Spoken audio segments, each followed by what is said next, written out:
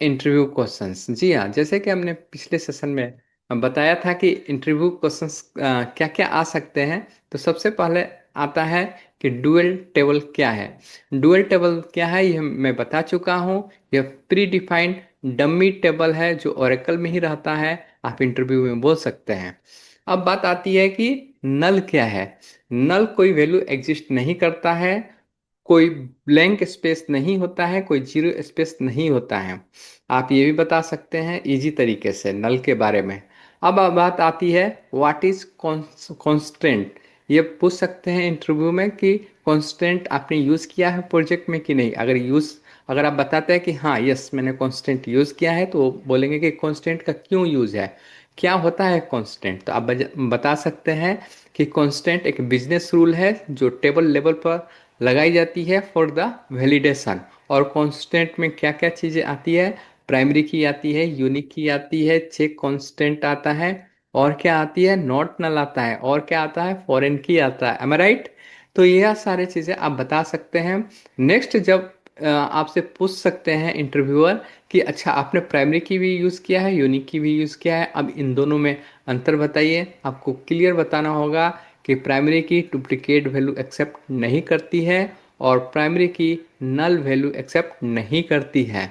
अब यूनिक की के बारे में बताना है कि यूनिक की भी डुप्लीकेट वैल्यू एक्सेप्ट नहीं करती है, बट नल वैल्यू एक्सेप्ट कर सकती है और करती है। इस तरह से आपको आंसर देना है। कैन नेक्स्ट क्वेश्चन के लिए बढ़ते हैं। कैन यूनिक की एक्सेप्ट मल्टीपल नल वैल्यूज, ये पूछ सकते हैं। नेक्स्ट क्वेश्चन आपका इंटरव्यू में हो सकता है। तो यस आपको बताना है कि यस यूनिक की मल्टीपल नल वैल्यू एक्सेप्ट करती है और कर सकती है। आगे क्वेश्चन आता है कि what is the meaning of not null. Not null का मतलब क्या होता है, तो आपको समझाना पड़ेगा कि नॉट नल का मतलब होता है कि नल एक्सेप्ट नहीं करेगा with the one example of imply का नाम के साथ। आपको समझाना पड़ेगा कि जब हम लोग टेबल में इम्प्लाई का नाम का कॉलम बनाते हैं तो नॉर्मली वहाँ पर हम कांस्टेंट लगाते हैं नॉट नल का, जिससे जो वैल्यू है वो इनेम का जो इनेम कॉलम में जो वैल्यू है वो नल नहीं रहे, उसमें कोई ना कोई नाम जरूर रहे। एम आई राइट। आगे क्वेश्चन के लिए बढ़ते हैं। इंटरव्यूअर पूछ सकता है कि ऑन टेबल लेवल, अगर टेबल लेवल पर मुझे एक सैलरी पर वैलिडेशन लगाना है। मेरे क्वेश्चन को बहुत ध्यान से सुनिएगा। टेबल लेवल पर सैलरी कॉलम पर एक वैलिडेशन लगाना है कि उसकी सैलरी हरदम 10,000 से एबव रहे। चाहे वो कोई सा भी इम्प्लाई आए, लेकिन उसकी सैलरी हरदम 10,000 से ग्रेटर देन रहे। तो उस कंडीशंस में आप क्या करेंगे।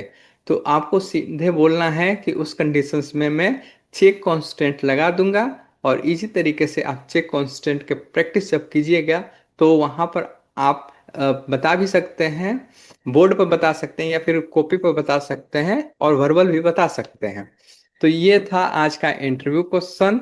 होप यह इंटरव्यू क्वेश्चन आपको क्लियर हुआ होगा।